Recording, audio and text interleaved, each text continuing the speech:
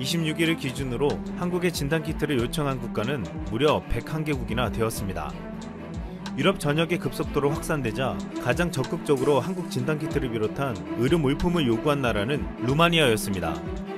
루마니아는 한국산 진단키트 200만 대 수입 계약을 체결한 데 이어 25일 나토 군용기를 인천공항에 긴급히 보내 방호복 10만 벌을 가져갔습니다. SNS의 수송기에 한국산 의료물품을 싣는 사진들이 공유되면서 루마니아 국민들은 하나같이 한국에게 고맙다는 표시를 했습니다. 한 루마니아 레티즈는 한국의 도움으로 많은 생명을 구할 것이라고 하면서 모든 스포츠에서 한국을 응원하고 한국 작가책을 최소 10권 이상 읽고 이 특별한 국민이 있는 국가를 힘껏 홍보할 것이라고 했습니다. 2019년 헝가리 유람선 사고 때 루마니아가 적극적인 도움을 주었다고 알려졌는데 한국 정부는 이에 대한 보응을 제대로 했습니다. CNN은 지난 25일 스페인이 중국에서 4억 6,700만 달러, 하나로 약 5,748억 원 상당의 의료용품을 사들였다고 보도했습니다. 구입한 의료용품은 마스크 5억 5천만 개, 진단키트 550만 개, 인공호흡기 950만 개, 장갑 1,100만 개 등이었습니다. 하지만 스페인이 주문한 진단키트 정확도가 30% 미만으로 확인되며 사용이 중지되기까지 했습니다. 지난 23일 체코의 한 언론은 중국산 진단키트를 받았더니 80% 가까이 오류를 보였다고 했습니다. 이같이 중국산 진단키트가 문제를 보이자 정확도가 높은 한국산 진단키트에 대한 세계 각국의 요청이 쇄도하고 있는 것입니다.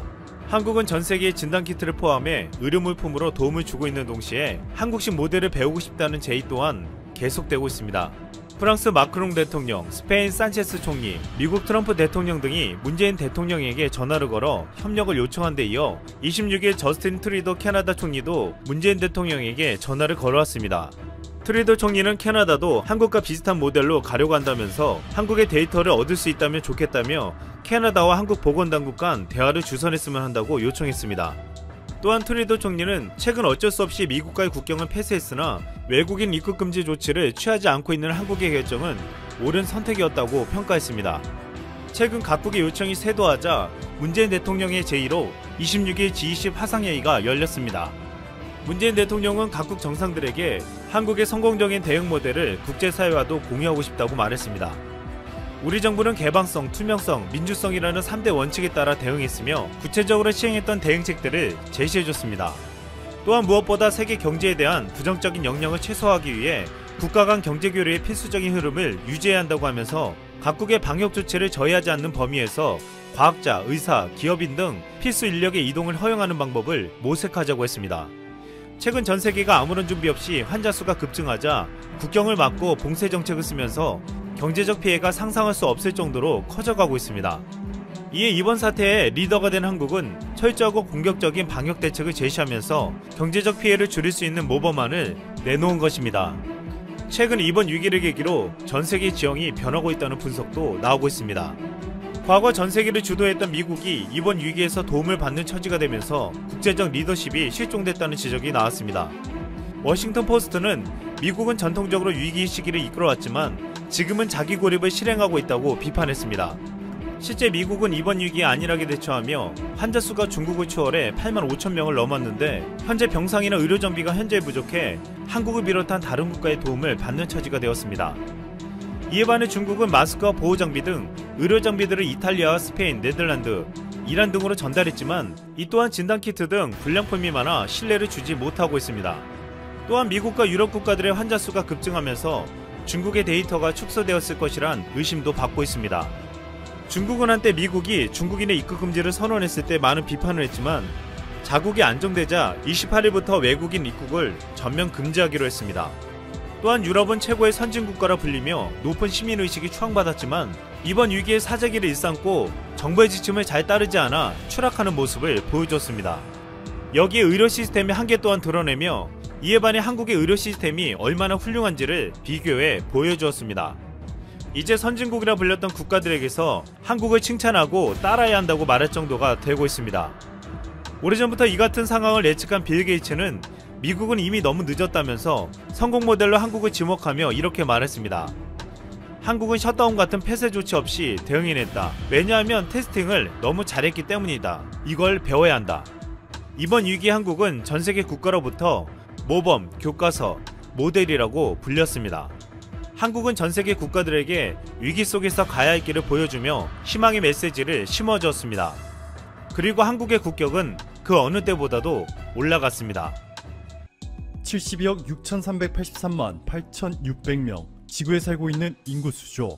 이 중에 1위는 세계 인구의 18.82%를 담당하고 있는 중국 13억 6,700만 명, 2위가 인도 12억 6천만 명입니다. 전 세계 인구의 무려 17.35%를 담당하고 있죠.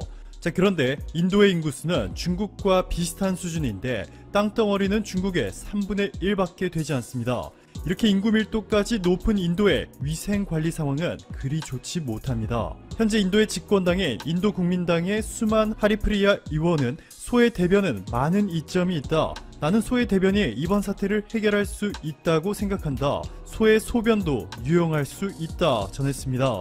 인도인들이 소를 신성시 여기다 보니 소에서 나오는 소변이 자신들을 지켜줄 것이라 믿고 있는 것으로 풀이되고 있습니다. 인도 한 협회의 샤일렌드라 삭세나 박사는 소의 소변에 관한 의학적 근거는 없다며 오히려 역효과를 낼 수 있다 경고하였습니다.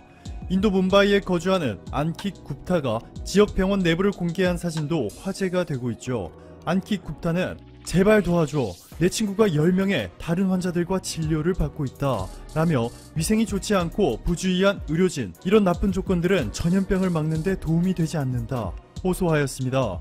이렇게 열악한 치료시설 때문에 격리병동에서 탈출하는 환자들도 생겨나고 있는데요. 최근 뭄바이에 있는 병원에서 증상을 보여 격리되었던 환자 11명이 진료를 받다가 도망가 인도 당국이 이들을 추적하는 데 비상이 걸렸습니다. 이렇게 인도의 공중보건 문제가 심각한 것은 놀라운 일도 아닙니다. 인도는 총 GDP 중에서 고작 1.28%만 공중보건을 위해 사용하고 있는데 세계은행의 자료에 따르면 인도의 공중보건 수준은 GDP가 훨씬 낮은 방글라데시나 네팔보다 더 열악한 것으로 전해졌습니다.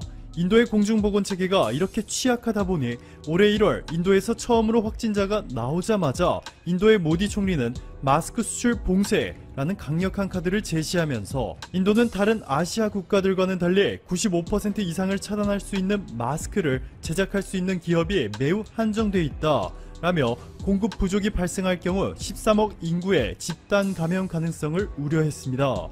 이에 결국 인도는 한국과 일본, 이탈리아를 포함해 모든 외국인의 기존 비자 무효화 조치를 선언했습니다. 한국처럼 폐쇄하지 않은 상태에서 확산을 컨트롤할 수 있는 보건 체계를 갖추지 못하다 보니 국가 자체를 봉쇄한 것이죠. 자, 그런데 한국이 또 예외를 만들어냈습니다. 최근 베트남이 한국을 막았다가 삼성 디스플레이 직원 186명을 예외적으로 입국 허용하였듯이 인도 외교당국은 한국의 삼성물산 직원 3명과 기아차 관계회사 직원 4명을 포함해 한국인 10여 명의 인도 입국을 예외적으로 허용한 것으로 전해졌습니다. 이들 중에는 인도가 최근 선포한 기존 비자 무효에 대한 예외를 인정해 기존 고용 비자의 효력을 인정받은 이들도 있었고, 심지어 기아차의 협력업체 직원의 경우 신규 비자를 발급받기도 하였습니다. 인도가 이번 사태를 막기 위해 국가 봉쇄라는 초강력 카드를 꺼내든 지 며칠 지나지 않은 시점에 이렇게 예외적인 조치를 취했다는 것은 매우 이례적인 케이스인데요. 타임 오브 인디아의 보도에 따르면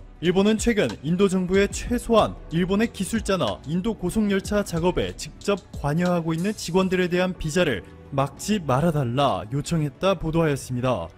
강력히 항의하지 않아도 한국인 직원들의 기존 고용 비자의 효력을 예외적으로 인정하고 신규 비자까지 발급해 준 것과는 매우 비교되는 상황이죠. 인도가 이렇게 한국의 예외적인 조치를 취하고 있는 것은 최근 급격하게 강력해지고 있는 인도 내 한국의 영향력 때문이라 분석되고 있습니다. 문재인 대통령의 취임 후 처음으로 삼성그룹의 일정에 참석한 행사가 바로 인도에서 있었던 삼성전자의 제2공장 준공식. 삼성전자가 인도 뉴델리 근처에서 세계에서 가장 큰 규모의 스마트폰 공장을 완공하였습니다. 기존 공장을 2배 규모로 확장시켜서 1년에 무려 1억 2천만 대의 스마트폰을 생산할 수 있게 된 것인데요. 확장 공사 비용으로만 8천억 원을 넘게 투입했고, 이에 따른 인도 현지인 고용 창출 효과도 상상을 뛰어넘고 있습니다. 이미 삼성은 인도에서 2개의 제조 공장과 5개의 R&D 센터, 그리고 1개의 디자인 센터를 운영하며 17만 명이 넘는 직원을 고용하고 있는 데다가 판매망은 15만 개에 달합니다. 삼성뿐만이 아닙니다. 인도가 올해부터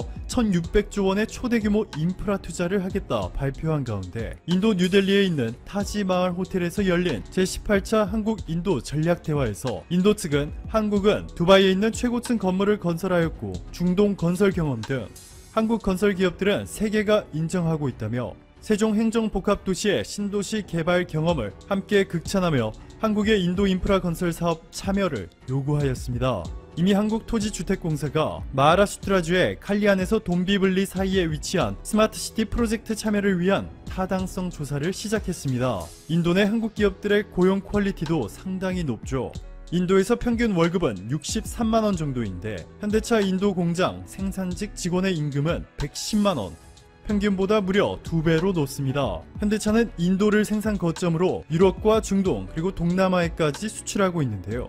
지난해 하반기까지 공격적으로 생산 라인을 확대해 1년에 104만 대를 생산할 수 있는 능력을 갖추었습니다. 이렇게 한국 기업들의 인도 내 영향력이 막강해지다 보니 인도 정부의 투자 유치 전담 기관인 인베스트 인디아는 한국 전담 조직 코리아 플러스까지 만들었죠. 인베스트 인디아가 이렇게 한 국가를 별도로 전담 조직을 만든 것은 세계에서 딱 2곳밖에 없는데 그중 한 곳이 바로 한국입니다. 스칸드타얄 전 주한 인도 대사는 이렇게 말합니다. 평범한 인도의 가정에서는 스마트폰, 차, 가전제품 등 한국 기업들이 만든 제품을 최소한 2가지 이상은 사용하고 있다. 오늘도 감사합니다. 최고로 멋진 하루 보내시길 바랄게요.